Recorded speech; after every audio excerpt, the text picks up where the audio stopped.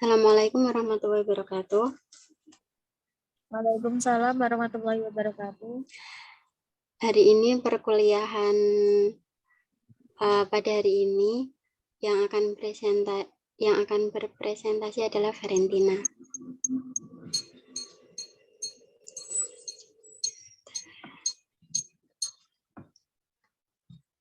Udah kelihatan belum, Fer? Udah Mbak, udah kelihatan. Bentar.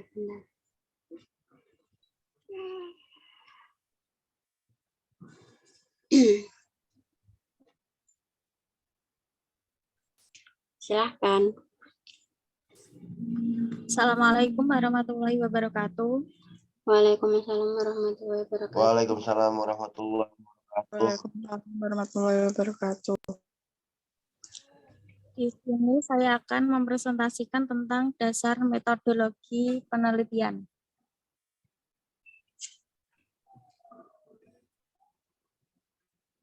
Permasalahan.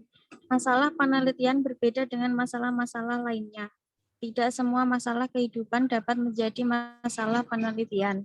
Masalah penelitian terjadi jika ada kesenjangan antara yang seharusnya dengan kenyataan yang ada, antara apa yang diperlukan dengan yang tersedia, antara harapan dan kenyataan.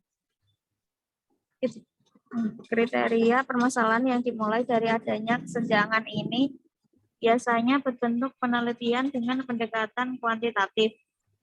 Proses penelitian adalah suatu upaya pengumpulan, pengolahan, penyajian, dan analisa data yang dilakukan secara sistematis, teliti, dan mendalam dalam rangka mendapatkan jalan keluar ataupun jawaban terhadap suatu masalah yang ditemukan. Proses-proses penelitian dilakukan dengan menyelesaikan tahapan-tahapan penelitian yang berupa komponen penelitian seperti rumusan masalah, hipotesis, variabel, teori ilmiah, juga data. Cara penyelesaian ataupun jawaban yang diajukan oleh suatu penelitian adalah: 1. Pekerjaan pengumpulan data, 2. Pengolahan, 3. Penyajian, 4. Analisa data dari berbagai masalah yang ada. Teori ilmiah. Teori ilmiah adalah suatu himpunan pengertian yang saling berkaitan, batasan, serta proposisi yang menyajikan pandangan sistematis tentang gejala-gejala dengan jalan menetapkan hubungan yang ada di antara variabel-variabel, dan dengan tujuan untuk menjelaskan serta meramalkan gejala-gejala tersebut. Teori ilmiah adalah sebuah set proposisi yang terdiri dari konsep-konsep yang telah didefinisikan secara jelas. Kegunaan teori ilmiah dalam penelitian. Yang pertama, sebagai acuan dalam pengkajian suatu masalah. 2. Sebagai dasar dalam merumuskan kerangka teoritis penelitian sebagai dasar dalam merumuskan hipotesis. 3. Sebagai informasi untuk menetapkan cara pengujian hipotesis, untuk mendapatkan informasi historis dan perspektif permasalahan yang akan diteliti. 4. Memperkaya ide-ide baru, untuk mengetahui siapa saja peneliti lain dan pengguna di bidang yang sama.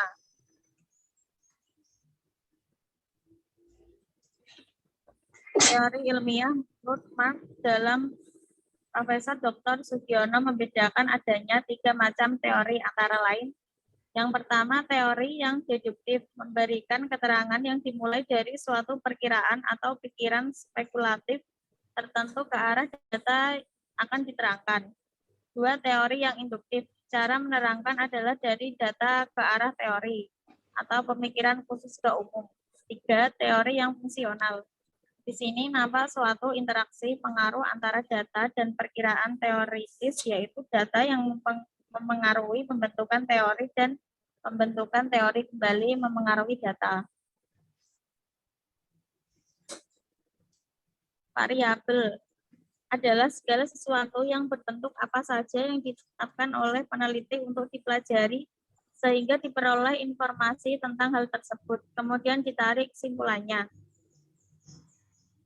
Menurut Kerlinger, variabel adalah konstruk atau sifat yang akan dipelajari. Variabel dapat diklasifikasikan berdasarkan skala pengukurannya. konteks hubungannya, dan dapat tidaknya variabel dimanipulasi. Berdasarkan konteks hubungannya, variabel dinamis adalah variabel yang dapat dimanipulasi atau diintervensi oleh peneliti. Contoh, metode mengajar, teknik pelatihan, serta strategi pembiasaan. Variabel statis merupakan variabel yang tidak dapat diintervensi atau dimanipulasi oleh peneliti. Contoh jenis kelamin, umur, serta status perkawinan.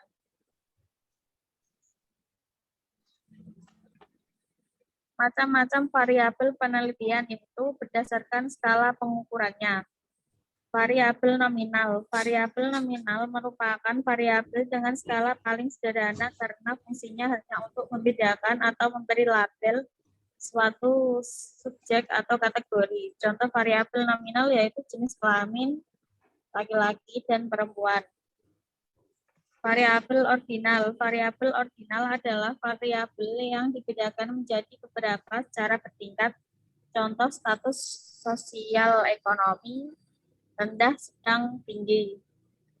Variabel interval. Variabel interval adalah variabel yang selain dimaksudkan untuk membedakan mempunyai tingkatan, juga mempunyai jarak yang pasti atau satu kategori dengan kategori lainnya. Contoh prestasi belajar 5, 6, 7, 8, dan seterusnya. Variabel rasio. Variabel rasio merupakan variabel selain bersifat membedakan, mempunyai tingkatan yang jaraknya pasti, dan setiap nilai kategori diukur dari titik yang sama. Contoh berat badan, tinggi badan, dan seterusnya. Hipotesis. Hipotesis adalah jawaban sementara terhadap masalah penelitian yang kebenarannya harus diuji secara empiris. Hipotesis adalah kerangka berpikir dari sintesa atau kesimpulan sementara. Hipotesis juga merupakan jawaban yang masih sementara dan bersifat teoritis, atau juga merupakan alat yang mempunyai kekuatan dalam proses inquiry karena menghubungkan dari teori yang relevan dengan kenyataan atau fakta yang ada. Bentuk-bentuk hipotesis ada 3 macam, yaitu yang pertama hipotesis deskriptif atau variabel mandiri, 2 hipotesis komparatif atau perbandingan, 3 hipotesis asosiatif atau hubungan.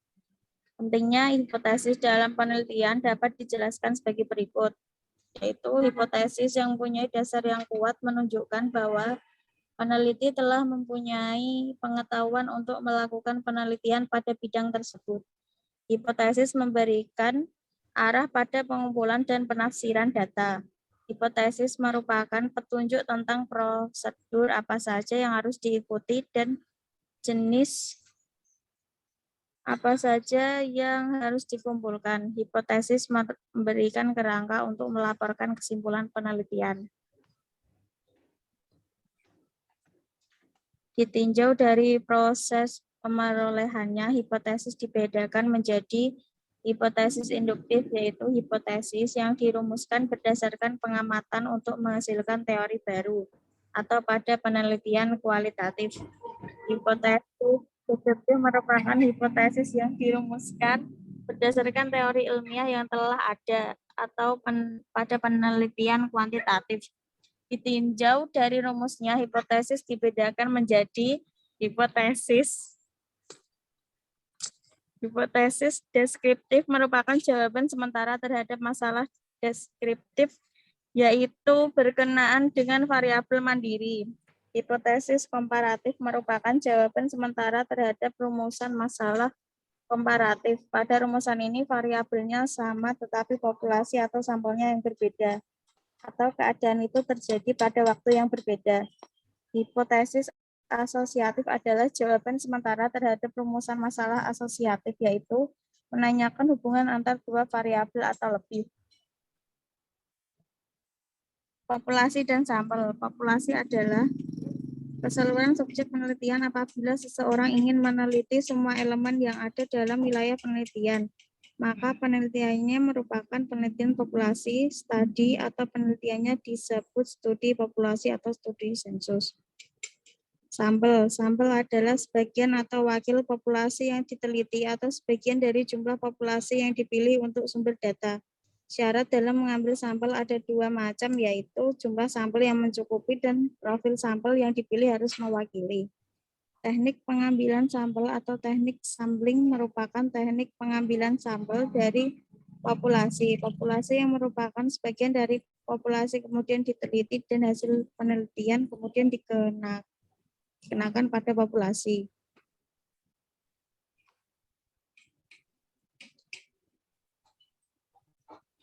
Jenis-jenis teknik sampling. Yang pertama, teknik sampling secara probabilitas yang dilakukan dengan memberikan peluang atau kesempatan kepada seluruh anggota populasi untuk menjadi sampel. Dua, teknik sampling secara non-probabilitas, teknik pengambilan sampel yang ditemukan atau ditentukan sendiri oleh peneliti atau menurut pertimbangan pakar. A. Purposive sampling atau judgmental sampling. B. Snowball sampling. Data. Data adalah segala fakta dan angka yang dapat dijadikan bahan untuk menyusun suatu informasi.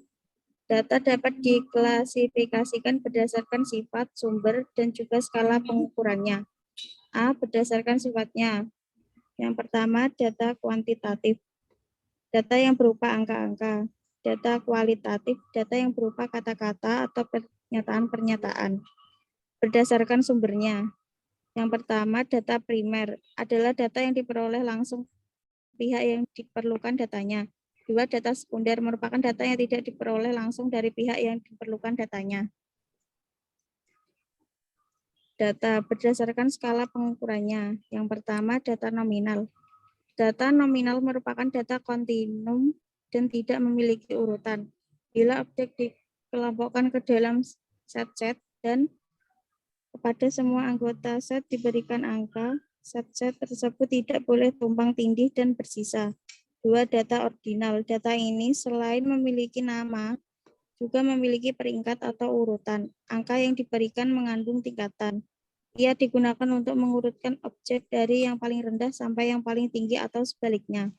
Tiga, data interval. Data ini memperlihatkan jarak yang sama dari ciri atau sifat objek yang diukur, akan tetapi ukuran interval tidak memberikan jumlah absolut dari objek yang diukur. Data yang diperoleh dari hasil pengukuran menggunakan skala interval dinamakan data interval. 4. Data ratio. Ukuran yang meliputi semua ukuran di atas ditambah dengan satu sifat yang lain, yakni ukuran yang memberikan keterangan tentang nilai absolut dari objek yang diukur dinamakan ukuran ratio atau data rasio. Data ratio yang diperoleh melalui pengukuran dengan skala rasio memiliki titik nol. Sekian presentasi dari saya, kurang lebihnya mohon maaf. Wassalamualaikum warahmatullahi wabarakatuh.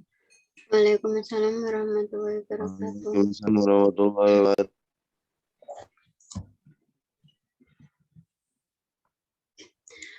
Untuk sesi tanya jawab kita lanjutkan di WA group ya. Oke, siap. Demikian perkuliahan pada hari ini. Kita tutup dengan bacaan alhamdulillah. Alhamdulillahirrahmanirrahim. Assalamualaikum warahmatullahi wabarakatuh. Waalaikumsalam warahmatullahi wabarakatuh.